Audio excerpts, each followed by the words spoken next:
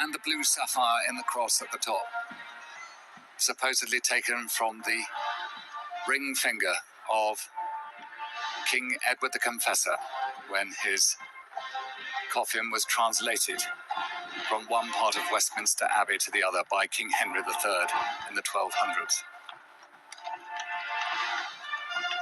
And watching with eminent pride as their daughter passes by, Queen Elizabeth, the Queen Mother, as we remember her, and King George VI.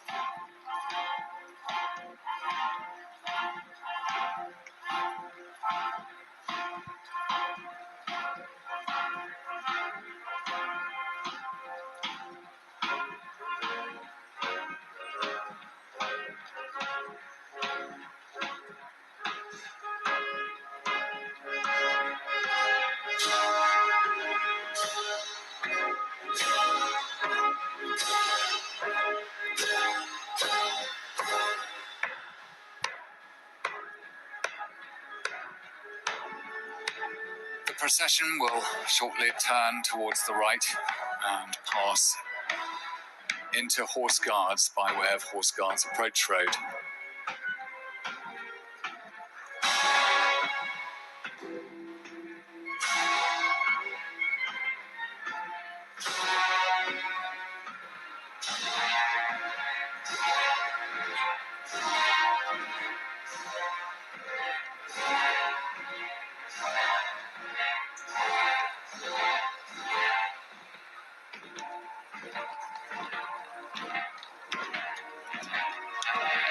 For the King taking on the sovereign responsibility at the death of his mother must add a great burden to these first days of kingship.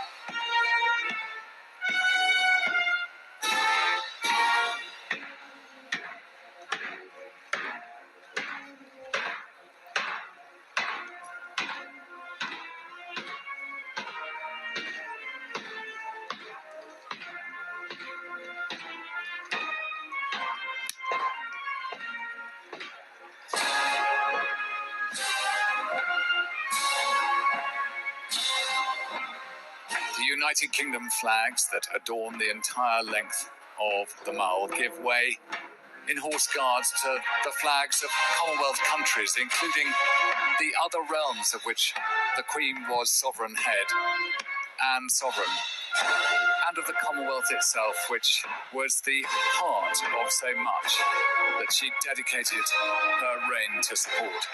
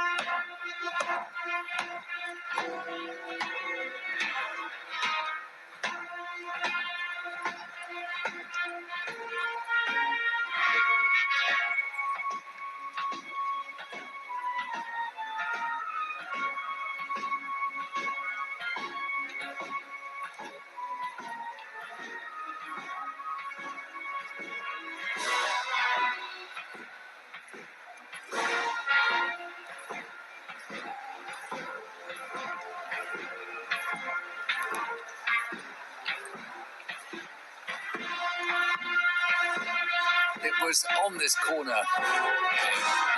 1981 that the Queen was riding to her birthday parade, trooping the colour, and someone with a starting pistol fired shots towards her.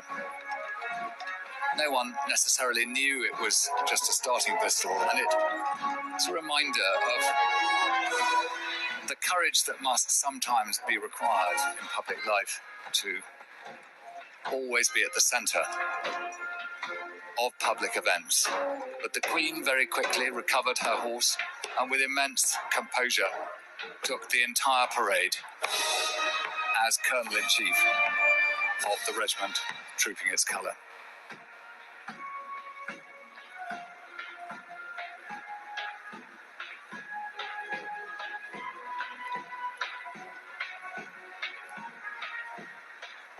The Queen Consort, Princess of Wales,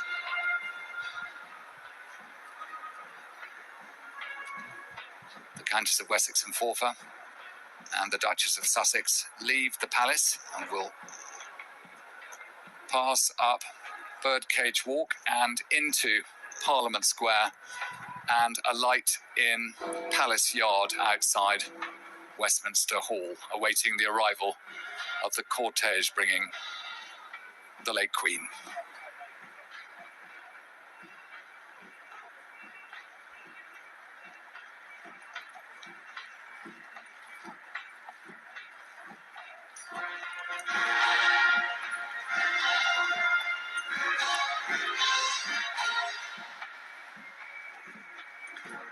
Queen Elizabeth II was born on the 21st of April 1926.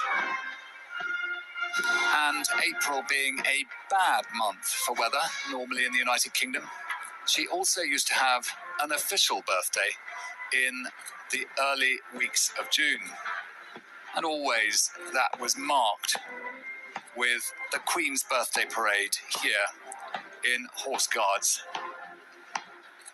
And as she passes through, our memories can go back to the countless times on horseback, at the side of her father the King, or as sovereign, or in carriage in later years. She took that salute from her household division.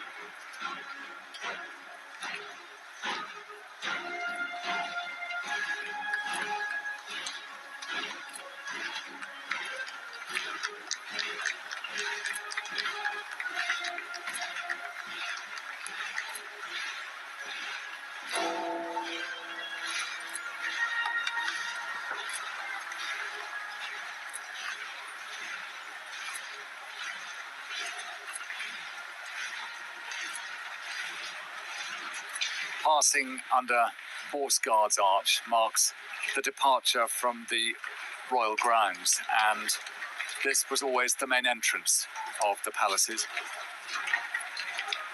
And those palaces bid the Queen well on this, her last public engagement.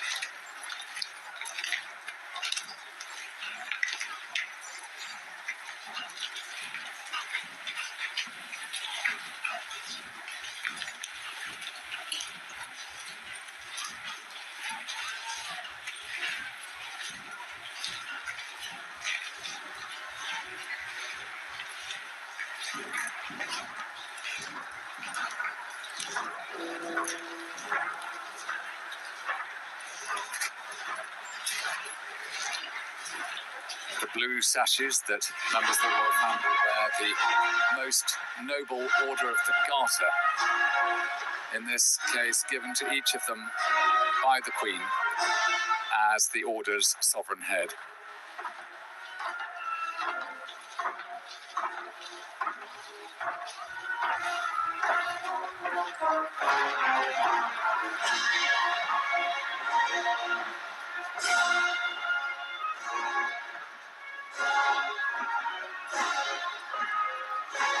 Procession turning left into Whitehall and towards Parliament Square. They will shortly pass the entrance to 10 Downing Street. And for the Queen's constitutional life, she appointed 14 prime ministers, inheriting one in Sir Winston Churchill, her 15th when she arrived as sovereign.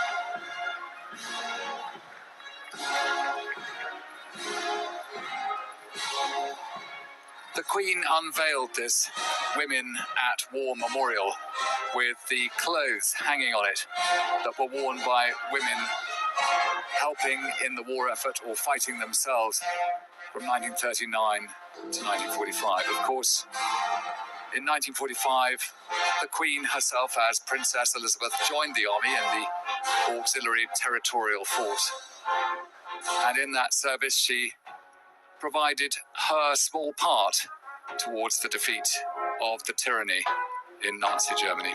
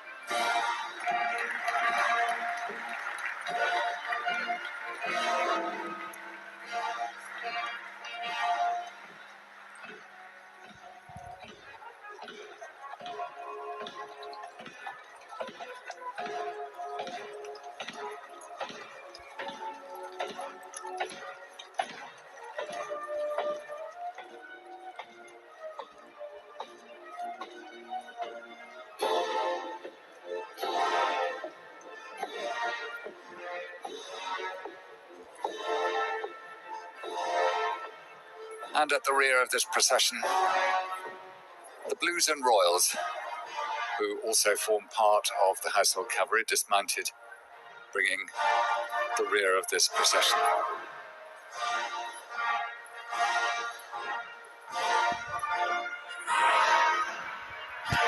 Last November, the Queen was unable to take part in the annual act of remembrance at the cenotaph. But she had been to almost every annual remembrance, and she had stood in front of the cenotaph beside her father too. Her own wartime memories merged with those of new generations, as so many of her armed forces served on operations during her reign.